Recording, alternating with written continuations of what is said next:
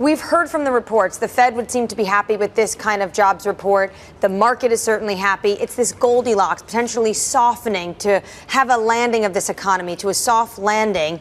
What we're seeing right now with this softer report and the markets certainly taking it in stride. Is that the consensus as well in the read from the Biden administration? Yes, that's exactly right. This is another strong jobs report, and these numbers just keep showing us month after month that President Biden's economic strategy is working. It's everything you said. It continues to be strong, stable growth, sustainable growth as well. The unemployment rate is still under 4%. That's the 27-month straight that is the case.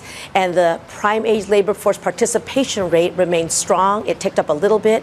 And for women, it's the highest it has been since this number's been recorded, which was begun in 1948. So this is a strong jobs report that continues to be indicative of a very strong economy. Well, this is what we heard from Chair Powell earlier this week. Quote, strong job creation over the past year has been accompanied by an increase in the supply of workers, reflecting increases in participation among individuals aged 25 to 54 years and the continued strong pace of immigration.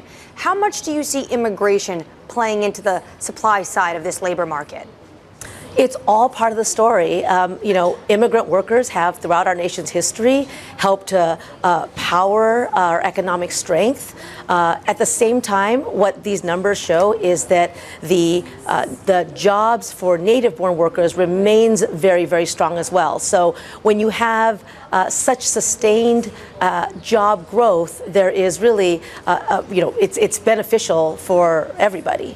Well, we do have a lot of immigration. The CBO, of course, looks at 2023 when they thought maybe it was going to be 1 million. Immigration actually at 3.3 million. But how do you match that supply to demand, especially if these are a lot of undocumented workers? How do we match the supply of potentially, are they going to the right jobs and the demand the U.S. labor market actually needs? I mean, this is something that the Department of Labor is laser focused on every day, is making sure that we are connecting people to the good jobs that they want and need, especially in this moment of such historic job growth, not happening just by accident. It's happening because of the resilience of the American people, because of the small business boom that we're seeing, because of working people. You know, the president says all the time, it's the middle class that built America. Unions built the middle class because of strong growth for unions. And it's also happening because we are seeing people coming into the labor market. And so this is a moment where we have to be able to connect people to those jobs and employers to the people that they need. And that's why our workforce development system is so important, and why when I travel the country and I see training programs that are bursting at the seams, it's another indication that this economy is moving in the right direction and that Bidenomics is having a positive effect in communities all across America. The survey response rate, though, for this report was 54.9%, the lowest, Julie, since 2002. How accurate, then, are these numbers? Well, the Bureau of Labor Statistics remains the gold standard for reporting on unemployment, on job growth, on different industries. It is the largest body of data that exists. And let me just say, the numbers tell part of the story. I mean, the numbers remain reliable. They remain, what is relied upon to evaluate our policies and also to look at what new policies we should be pursuing. But the numbers are part of the story. The other is that the president promised that he would build an economy from the bottom up and the middle out. And in the last under his leadership, we have restored the 40-hour work week for millions of Americans. We are making sure that retirement security is something that all American people can enjoy.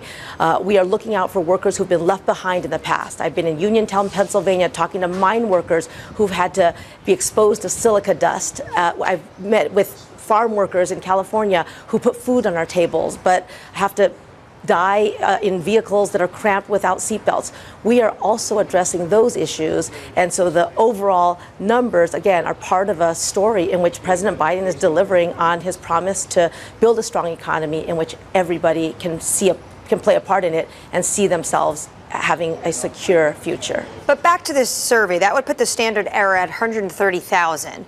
So it could be 305,000 or 45,000. Anywhere in that range is statistically accurate.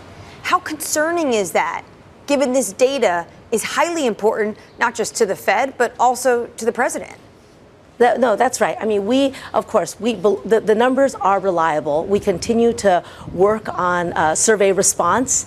People sometimes think, well, the numbers get adjusted each month. What is that about? That's also very much part of what we do. It's it's part and parcel of making the numbers as accurate as possible. So sometimes numbers come in later, and that's why we make adjustments. And again, this is the gold standard for a reason, and we do want to continue to increase the response rate that we get.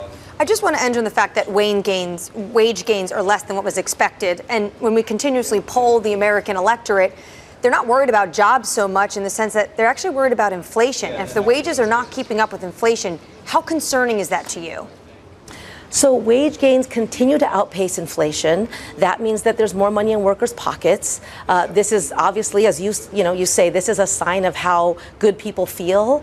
And a good job changes lives, and a good jobs with wages that are enough to sustain a family are really important. And we continue to combat inflation and high prices. That's why the president's so focused on combating junk fees, on making sure that prescription drugs are affordable, and so it's a whole holistic approach to investing in the American people, and we are on the right track and will continue with the work.